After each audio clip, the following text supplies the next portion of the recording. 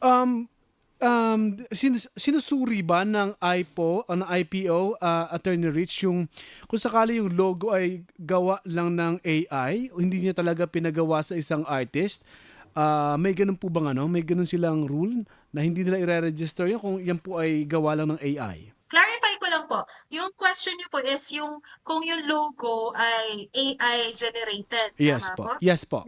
Okay. Currently po, wala po tayong laws na nagbabawal sa AI. Okay, as long as it's not confusingly similar to other logos. Okay, Mm. kailangan pa rin mukhang original. Pero wala pa po as of now. Although sa ibang bansa, meron po tayong ganon. Yung mga sa AI na kailangan hindi siya dapat artificial intelligence. Kasi usually, yung artificial intelligence po, kumukuha lang yan ng design from the other logos and other brands.